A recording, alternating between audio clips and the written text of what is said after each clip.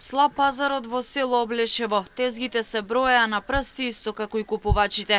Расадот денеска најмногу се бараше, иако цената беше далеку од задоволителна за продавачите. Вела дека пазарот во Облешево е еден од послабите, споредбено со пазарите во останатите градови во државата. Но додаваа дека мора да се живее од нешто и затоа работат и произведуваат. Расачи. Домати, пиперче, краставици, срумици. Дадочи.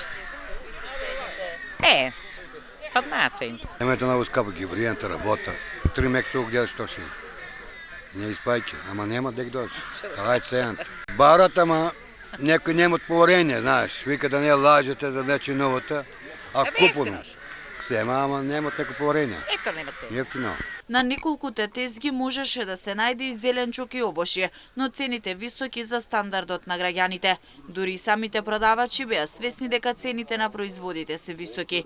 Децени дека за неколку години овој пазар ќе го снема, исто како и сточниот пазар кој од годините наназад беше доста популарен во Облешево. Не се баш нај цените, ама и овој ќе го нема за 2 години 3.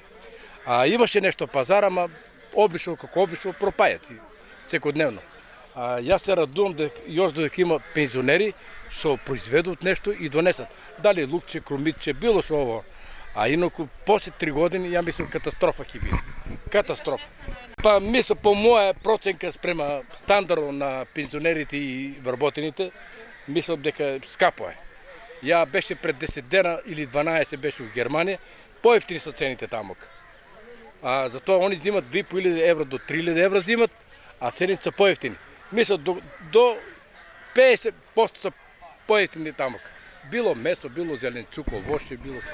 Без разлика на кој пазар, дали тука или у Кочани или било дека, на прсти ќе се бројат. Ама секоја година се намало мислам, ако се биле 30 души, 25, значи 10% се намало секој пазар. Тоа е страшна работа. Нема, не. Моја тука, ја 50% купам, 50% мое производство и од тоа што е 50% не мое, значи да си покопам за горивото, а за уџеп не, а за стоман има, за устомао има. На малкуте тезги во Облешево се нудеше и граф ракија и домашни јајца.